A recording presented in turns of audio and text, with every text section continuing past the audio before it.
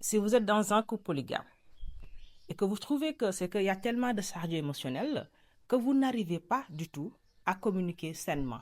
C'est que vous n'arrivez pas à dire ce que vous avez à dire sans blesser l'autre. Au contraire, vous cherchez même à blesser l'autre.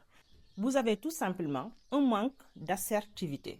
C'est que vous voulez dire ce que vous avez à dire, mais vous avez du mal à faire sortir ça sans que ça crée d'émotions négatives. Comment maintenant vous pouvez gérer ça? La première chose à faire, c'est de savoir prendre un recul. C'est que quand vous avez quelque chose à dire, automatiquement on a envie de dire ça. Ok, on veut que ça se règle coûte que coûte. On veut que notre homme nous écoute coûte que coûte.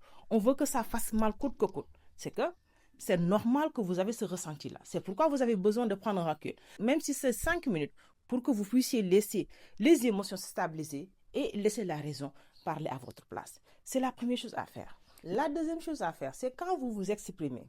C'est éviter de dire tout le temps tu. C'est que vous pouvez vous exprimer en disant tout simplement ce que vous ressentez. Je ne me sens pas. Je suis. C'est que quand vous dites ça, vous invitez l'autre à vous écouter. Vous invitez l'autre à activer ce qu'on appelle l'écoute active.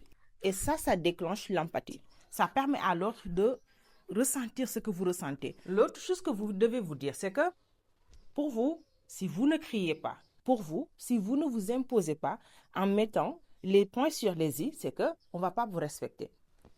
Si vous avez ce sentiment-là, vous devez travailler sur votre estime en soi. Si vous travaillez sur votre estime en soi, vous n'allez pas voir tout le temps ce que l'autre fait comme un manque de respect. Vous n'allez pas voir tout le temps ce que l'autre fait comme un manque de considération. Parce que vous savez qui vous êtes. Vous savez ce que vous êtes capable d'apporter. Vous savez votre valeur. Vous ne serez pas sur cette posture-là.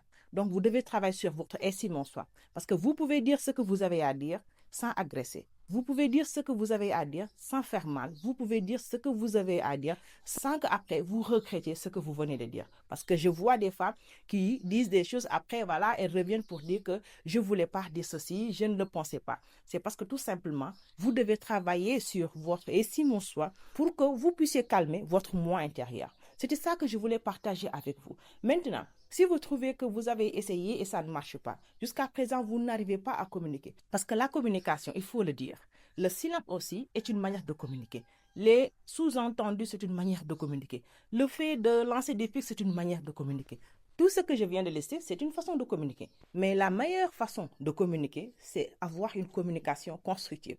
Une communication qui aide à avancer. Une communication qui aide à corriger.